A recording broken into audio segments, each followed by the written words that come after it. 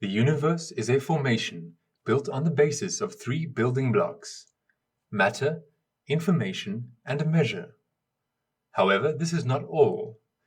The fact is that any object in the universe could not be defined as such by any other object if it did not emit outward the entire set of information on itself. This is carried out on account of oscillatory wave processes and ordered in a certain way. Information about the object is transmitted into the external environment, being carried by subtle matter, elementary particles and fields. Oscillatory wave processes are processes of spreading information. They have a certain effect on neighboring objects, and thereby governance is carried out. The phenomenon of emission of oscillations is governance in the broadest sense. Any particular governance in the universe, in its basis, is founded on the objective phenomenon of emission of oscillations. In other words, governance is a certain basic property of creation that connects all objects of the universe, and without which creation simply could not exist. A person in the universe is one of its objects, which is under constant oscillatory wave informational impact from the entire creation. However, receiving information about the surrounding world, a person can be conscious of it not in its entirety, be conscious of it erroneously in relation to its real essence, which leads to errors in a person's life, and to the fact that his actions and intentions, by measure of his errors, either collapse or become distorted to one degree or another. Governance in the universe always proceeds according to the entire function of governance.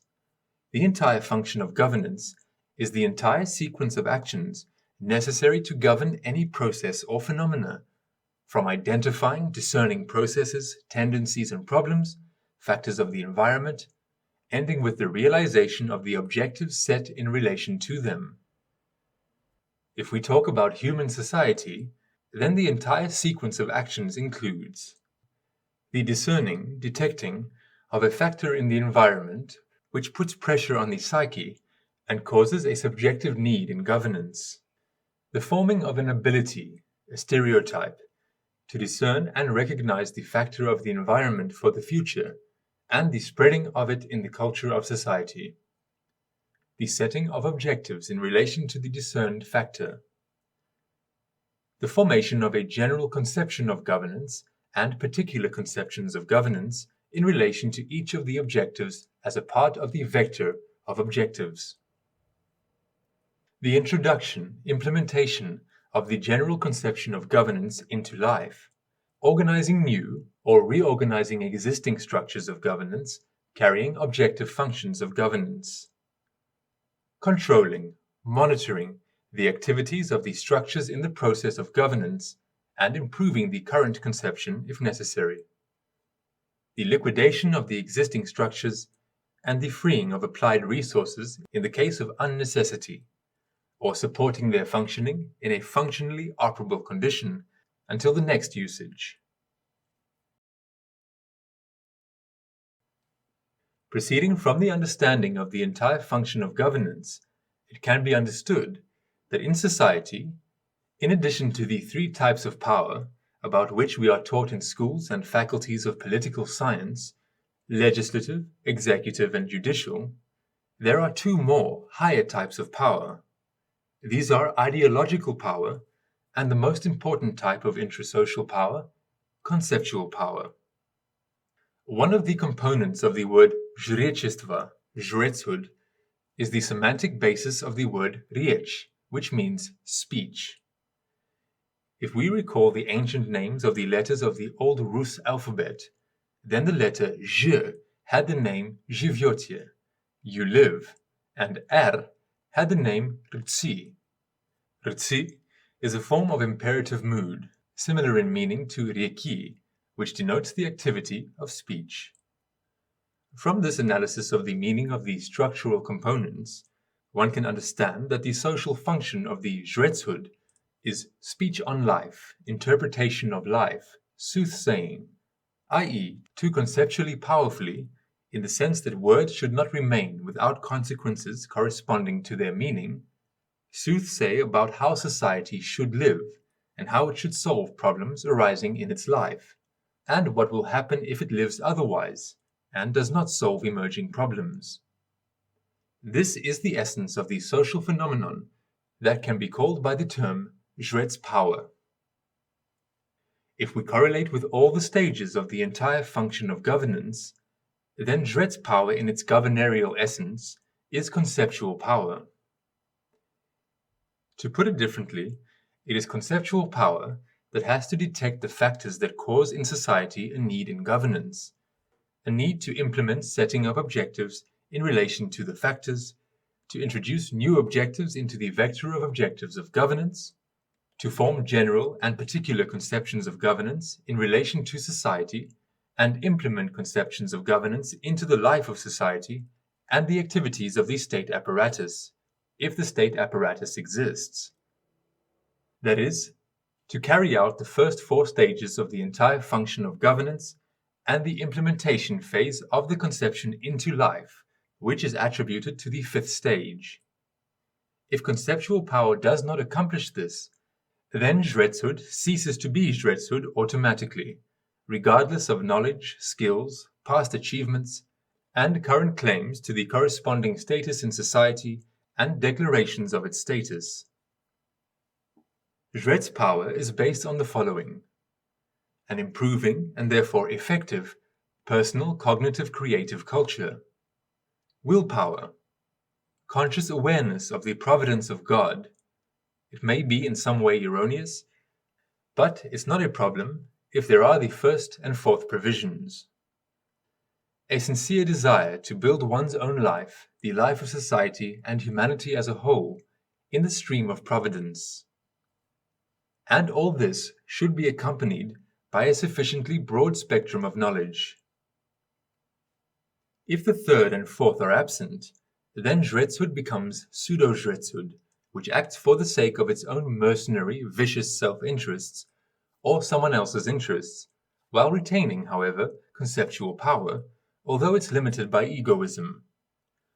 Occupying the position of Zhretshood in the structure of society, pseudo-Zhretshood may retain the name Zhretshood, but it is oriented in its activity towards the implementation not of providence, but of mercenary, vicious self-interest. If the first provision is absent, then after having read a great amount, one can become a multi-knowledge theoretician. If willpower is absent, then a hostage in the institutions, bodies of power, can only be a technical executor of someone else's will. If we speak about the past, then structures of Zhretshood of Antiquity were never actually hidden. If we look at the history of ancient Egypt, there were also Zhretses. The highest Zhretses of Egypt were called hierophants, which means those who read fate, destiny, those who know the future. In the process of the development of ancient Egyptian society, the pharaoh acquired the rank of son of the sun. Meanwhile, the highest one of the hierophants was considered the earthly incarnation of the sun god Ra. Since the time of the Old Kingdom, the 3rd millennium BC, according to the traditional chronology, in Egypt there existed the House of Life, its highest scientific institution, at the first request of which everything needed from the region of Egypt was obtained. Attempts by individual pharaohs to gain independence from the Zhretshood and their own autocracy were suppressed. At the same time, the long reign of pharaohs, including women, weak according to the concepts of modern historians, was ensured, provided that the attitude of the highest Zhretshood towards them was favorable. For example, in the novel by Boleslav Prus, the system of governance of ancient Egypt is described in detail, where the structures of Zhretshood stood over the pharaohs, 11 Zhretses of the north and 11 Zhretses of the south. Later these structures of Zhretshood became invisible in everyday life and became unnoticeable to society, although they did not lose their function of governance. In the pre-biblical monarchies, professionalism, at the highest level for those times, was ensured at all stages of the entire function of governance, and remained in the continuity of generations of Zhretshood and governing statehood, which ensured the long-term stability of civilizations without cultural catastrophes. Ancient Egypt stood almost 3,500 years.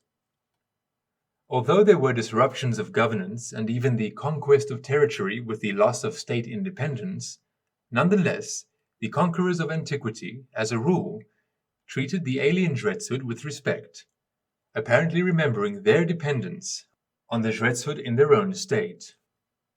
In Russian civilization, Zhrets' Volks were specialists who were interested not in a separate branch of science that formed the view on life, but in the life of the entire society as a whole, and the challenges of the time, factors of the environment inherent for the epoch affecting society, which they encountered in the process of life. The quality of Zhretsness implies interpretation of life, soothsaying. As it has been soothsaid, so life flows. There have always been people in Rus who brought to reason princes and tsars, and who did not represent anything from the point of view of wealth and prosperity. They simply understood how life was arranged. If one analyzes Russian history from pre-baptismal times to the present, one will find something like this. Vseya Svetnaya Gramota, the all-world literacy, in one of its books says, Jesus Christ, son of Helia, came to learn wisdom from the sons of Dažbog. The all-world literacy was the operable alphabet of Rus in the times of pagan antiquity. To describe the earthly perception, it includes 64 lowercase letters, 83 superscript and subscript symbols, and 1,234 letters to describe the universe, the design of creation. One can object to the aforementioned quotation from the all-world literacy about the stay of Christ in Rus, or one can recognize it as evidence that Jesus Christ was in Rus. The fact is that at that time, Rus was the only place in the world where there was no slavery. It follows that visiting a place where there was no slavery would be justified in terms of his mission. The appearance of Christ in Rus is providentially justified in the sense that the mission of Christ was to convey to the people the idea about God, Creator and Almighty, and to build a corresponding society where there would be no violence of some against others in any form, no slavery, including the parasitism of the minority on the labor of the majority. But Jesus called them unto him and said, Ye know that the princes of the Gentiles exercise dominion over them, and they that are great exercise authority upon them. But it shall not be so among you. But whosoever will be great among you, let him be your minister. And whosoever will be chief among you, let him be your servant. Even as the Son of Man came not to be ministered unto, but to minister, and to give his life a ransom for many. The question arises, if Jesus was in Rus, then why did he not become a religious teacher there? The Gospel of Andrew, which is an apocryphon, answers this question. And Andrei Ionin, his disciple, asked, Rabbi, what nations to bring the good news of the kingdom of heaven? And Jesus answered him, Go to the nations of the east, to the nations of the west, and to the nations of the south, where the children of the house of Israel live. Do not go to the pagans of the north, for they are sinless, and do not know the vices and the sins of the house of Israel. In other words, there was no one for him to teach, because there were no dogmatic disagreements on theological issues between Jesus and the ancient Zhretshood of Rus. There was no disagreement on socio-ethical issues either, since in Rus everyone was equal in human dignity. It is well known that in Rus no one was anyone else's slave or owner. Even when during wars they captured prisoners, mostly steppe dwellers, they were taken to the deep regions of the forests of Rus, where they lived for some time, mastered the language, and became ordinary people of Rus, if not they themselves, then their children and grandchildren.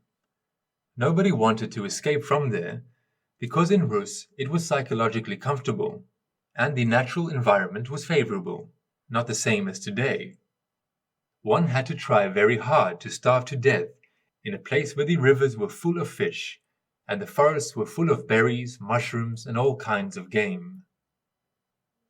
After that, Andrew the Apostle, the first called, who in Georgia is remembered as a Baptist, came to Rus. The church cites a myth about the journey of Andrew the first called to Rus, and mentions Andrew's prophecy about the great Christian future of Rus.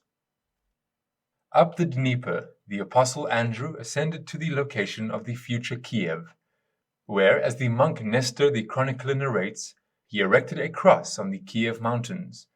Moving further north, the Apostle Andrew reached the settlements of the Slavs at the site of the future Novgorod, and hoisted his rod near the present village of Gruzino. From here the Apostle Andrew went through the lands of the Varangians, finished Valam, to Rome, and returned to Thrace. Then the Holy Apostle went to the Greek city of Byzantium, future Constantinople, where he founded the Christian Church, consecrating one of the 70 disciples of the Lord, Stachys, as bishop. In Rus, Andrew passed from the mouth of the Dnieper to Valam and further, and through Europe he returned to his home. In Georgia, Andrew the first called was a Baptist, but in Rus he was not. Why? Either in Rus the population was so wild that their level of understanding on theological issues was insufficient, even in order to be preached to, or Andrew the first called was ineffective as a preacher. With a superficial glance, one could satisfy themselves with these explanations, in particular the first one, which fully corresponds to the church historical myth that at the time of the arrival of Andrew the first called to Rus, the Slavs were in historical infancy and were not yet ready to comprehend the truths of Christianity, that the development and the real history of Rus and its culture began only with the baptism, christening, at a time when the church brought to Rus writing, allegedly created especially for the Slavs by Saints Methodius and Cyril, and so on. However, among other things, the following fact has been thrown into oblivion. The chronology of Russian civilization is more than 7.5 thousand years old, and this chronology was shortened. 5,508 years were subtracted relatively recently in historical scales, at the time of Peter I. The question arises, who solved the task of reduction of the chronology of Kiev and Rus? It is an interesting fact that Cyril himself testified to the presence of writing among the Slavs. The concealment by the Russian Orthodox Church of the fact that the Slavs had a writing system beforehand, and at the time when Cyril and Methodius created writing for the Slavs, is one of the many circumstances that should push one to doubt the aforementioned explanation concerning the reason why Rus did not accept Christianity from Andrew the first called. There may be objections that claims of this kind against Andrew are inappropriate, because Saint Stephen of Perm, 14th century, for example, devoted his whole life to bringing Syrian people and Perm into the stream of orthodoxy, and Andrew the first called was in Kiev and Rus for a very short time during his journey. And to this, however, there is an objection. Apart from Rus, Andrew visited the territory of modern Georgia for a short time during another one of his journeys, and the Ossetians adopted Christianity from him, so that time was enough for him. However, in Rus, the level of understanding of theological issues was not primitive. Since, do not go to the pagans of the north, for they are sinless, and do not know the vices and sins of the house of Israel. The fact is that there was no dogmatic disagreement on theological issues between Andrew the first called and the population of Old Rus. In the 20th century, one of the Rockefellers took a trip to New Guinea, where local aborigines ate human flesh. Until now, no one knows what happened there to this Rockefeller, although more than one expedition was undertaken to find him. This is Michael Rockefeller, born on May 18, 1938, presumably died in 1961, American ethnographer and anthropologist, researcher, son of the politician and banker Nelson Aldrich Rockefeller, who went missing during an expedition to New Guinea. From the mouth of the Dnieper to Valam, it is 1,700 kilometers if walking straight. From Kiev to Valam, 1,200 kilometers. This territory, in accordance with the views formed on the basis of the cult historical myth, was inhabited by separate tribes, where every 20 kilometers had its own leader aborigine and wars for hunting grounds. Each tribe exercised control over its own territory, protected it from the invasion of neighbors, and was not opposed to, on occasion, invading the territory of its neighbors in order to plunder them. In these conditions, Andrew the First Called had to traverse 1,700 kilometers. Most of his way, to the north of present-day Kiev, passed through an area covered with forests, in which there were only animal paths, many swamps, many rivulets, and larger streams. The question is, what should the military convoy be like? What should the amount of provisions and ammunition be, taking into account fishing and hunting opportunities? And how many glass beads are needed in order to pay local leaders aborigines for security and to ensure an unhindered transit? In the biography of Andrew the First Called, references to this could not be found. If we assume that the route is based mostly on the waterway, later called the trade route from the Varangians to the Greeks, then the journey still seems quite difficult, even if he joined a hypothetical merchant caravan with a sufficient supply of glass beads and protection, moving through the soils inhabited by savages. In addition, the question inevitably arises, if the trade route was historically stable, then why, in systematic communication with civilized traders, did those living along this route retain their own savagery? Andrew the First Called also visited the island of Valam, located in a direction lying away from the trade route from the Varangians to the Greeks, and getting to that island was difficult. What was his purpose in striving to reach the uninhabited, secluded island, making a far from reliable voyage along Ladoga with its difficult navigational situation and unreliable weather? Who was there for him to preach to in that place, and for what specific reason did Andrew need to go in that direction? Since Jesus had been in Rus, and during the life of one generation, Andrew the First Called also appears in Rus and introduces himself as a disciple of Jesus, then it's logical that he is accepted in Rus as kin. The locals tell him of a sacred place in Rus, an island on a northern lake, and they show him the way there. They provide him with a boat, a helmsman, rowers. In those days it was hard to get to Valam, because Valam was very far from the trade routes, including the route through Ladoga. And sailing on Ladoga in those days was in many ways more problematic than sailing on the sea, due to the difference of the wave spectrum between the sea and on Ladoga. This, by the way, explains why one of the first measures that Peter the Great took after the construction of St. Petersburg was the construction of the Ladoga bypass canal. When they built one canal, they faced the fact that this was not enough, after which they built a second. Despite this, Andrew the First Called in those days had to go right to Valam. Of course, all this was not without a reason, and without the support of the local Zhretshood, it was simply not feasible. What could Andrew the First Called tell people in Rus? He could recount what had happened in Palestine with Jesus Christ, and the ancient Rus Zhretshood, after hearing this news, would have been obliged to understand that the global biblical project of the enslavement of mankind in the name of God, being carried out by the ancient Egyptian Zhretsis, had entered a new stage. And then, according to the fact of life, the old Rus Zhretshood was faced with a choice. Either take global responsibility and extinguish the biblical project, or abandon the global mission, but then the biblical project would come to Rus with all the ensuing consequences.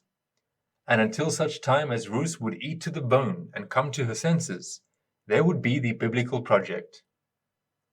And since the ancient Rus Zhretshood reacted inadequately to Andrew's message about the events of Palestine, having chosen the second variant. The inevitable process of degradation of the ancient Rus Zhretshood began, as it refused to adequately respond to the new challenge of the time, factor of the environment, the biblical project of the enslavement of humanity.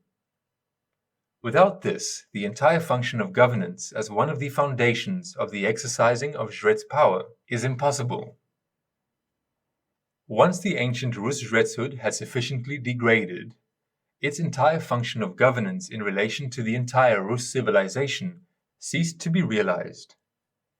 Then the princes decided that they themselves were intelligent, and they had no need in any Volks or Zhretses. And since it was necessary to graze the people, an ideology was also needed. The local beliefs did not satisfy the princes.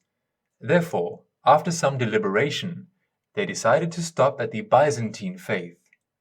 In addition, the Byzantine elite was factually in an excellent position, and the local Rus princes and Tsars themselves wanted to live like the Byzantine elite.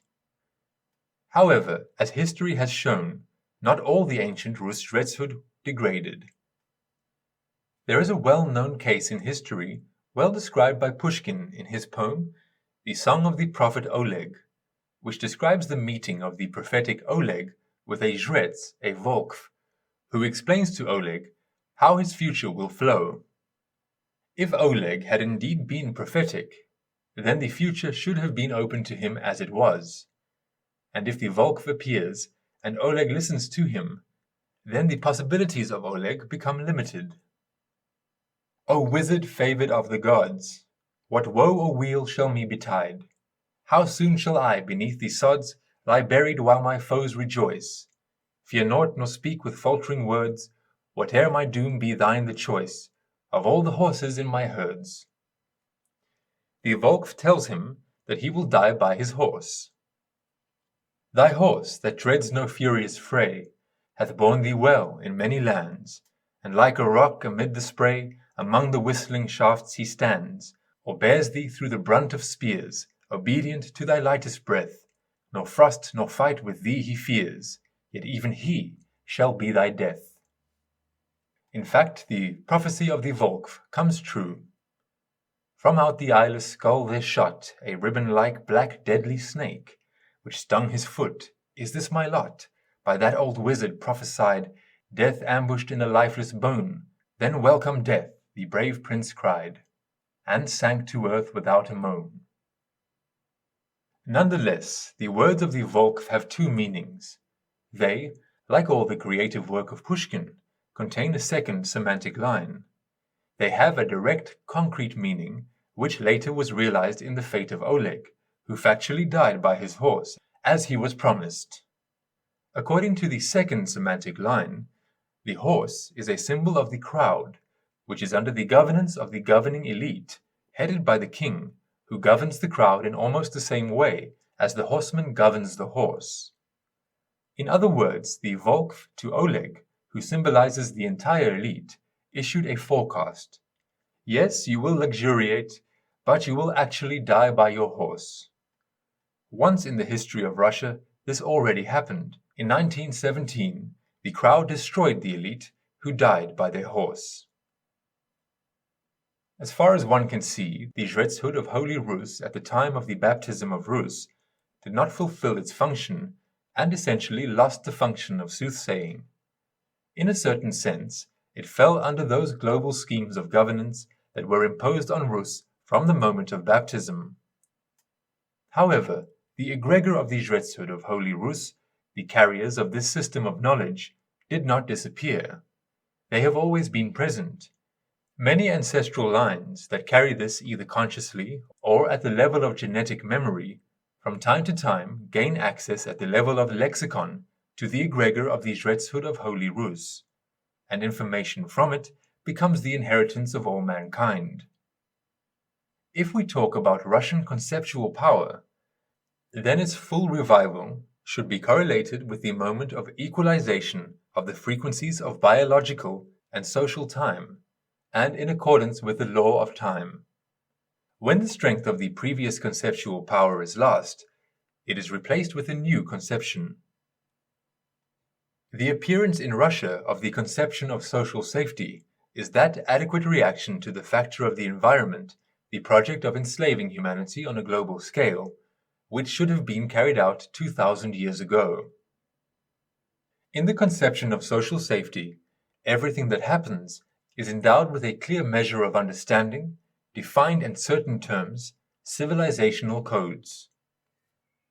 In particular, this is about the fact that for the last 3,000 years, power on the planet Earth was exercised by the global predictor who emerged from the ancient Egyptian Zhretshood, and who set a well-defined vector of objectives in relation to humanity as a whole. The Bible is a kind of business plan for the enslavement of all mankind, ending with the Apocalypse, the Book of Revelation, also called the Apocalypse of John, Revelation to John, or Revelation from Jesus Christ. And he causeth all, both small and great, rich and poor, free and bond, to receive a mark in their right hand, or in their foreheads. And that no man might buy or sell save he that had the mark, or the name of the beast, or the number of his name. Here is wisdom. Let him that hath understanding count the numbers of the beast, for it is the number of a man, and his number is 666. And the third angel followed them, saying with a loud voice, If any man worship the beast and his image, and receive his mark in his forehead or in his hand. And the smoke of their torment ascendeth up for ever and ever, and they have no rest day nor night, who worship the beast and his image, and whosoever receiveth the mark of his name. The final objective of pseudo-Zhretshood is ideal slavery. The coronavirus is a man-made excuse to move to the final stage of this project. However, in Russia, the internal predictor formed, who is engaged not in pseudo-soothsaying, like the global predictor, which is now losing power, but in genuine soothsaying. Now we stand at the verge of a choice. Either Russia will exist on the basis of social previousness, or both Russia and the whole world will perish. Today we are witnessing the flourishing of the structures of Zhretshood of Russian civilization. But it should be understood that these are not some individual personalities with long beards in robes or in special clothing, but simply young people dressed in a modern way, carriers of the special Russian spirit, and this is more of a collective spirit. Stalin, when he was raising his son, told him very harshly, Remember, you are not Stalin, and I am not Stalin. Here is Stalin, and he pointed to a portrait. He understood the difference between a specific person, a carrier of some knowledge, and a matrix egregorial community formed on the basis of this term. On the basis of the term Zhretshood of Holy Rus, the conceptual power of modernity is being formed, as well as the corresponding matrix. A.S. Pushkin, in his poem The Song of the Prophet Oleg, wrote the following about Zhrets' power. No magus has fear of the mightiest lords, nor welcomes their gifts when they're given. Authentic and free are our Vatical words, and matched to the wisdom of heaven. So certain people, a little more than 2,000 years ago in Rus, made a certain decision, for certain reasons, not to participate in counteracting the biblical project of enslaving mankind in the name of God, which was accelerating at that time. This decision led to a very specific matrix of events, the participants of which were hundreds of millions, during the history following that decision. Every person can become a Zhrets through self-education and self-upbringing. One person can do much in transforming the world, since, as can be seen from historical experience, a person, by his decision or refusal, can have an impact on creation which will resound throughout thousands of years. In order to become a Zhrets and to influence the course of history, no robes or long beards are necessary. For this, as already mentioned, one needs the following: an improving and therefore effective personal cognitive creative culture, willpower, conscious awareness of the providence of God, a sincere desire to build one's own life, the life of society and humanity as a whole, in the stream of providence. And all this should be accompanied by a sufficiently broad spectrum of knowledge, which should at least include comparative theology and comparative Satanism, psychology, individual and collective, biology, genetics as part of biology and related branches of mathematics, the sufficiently general theory of governance and related branches of mathematics, the theory of oscillations and related branches of mathematics, astrology as a theory of oscillatory processes of interaction between the Earth and the cosmos. So, in the circle of the interests of the ancient Egyptian Zhretshood, among other things, was astrology, which studies objective laws in nature and society, which are subordinate to the energetic and informational rhythms of the cosmos, necessary for conducting political lines and economic activities in accordance with the rhythms of nature. The theory of global and national historical processes, linguistics, ethnography, economics, which studies the social unification of labor and the processes of governance towards the production and distribution of products and services. The duty of Zhretshood to society is, with clear and previous words, to resolve possible problems in life before these problems cause damage to people and the environment. If this is not the case, then those who call themselves Zhretses are factually charlatans or pseudo-Zhretses parasitizing on the solutions to problems. The Zhrets is not some kind of fiction, not some kind of myth. This is that quality which cannot be obtained for any bribes, through any connections, and so on, but which can be acquired by everyone independently.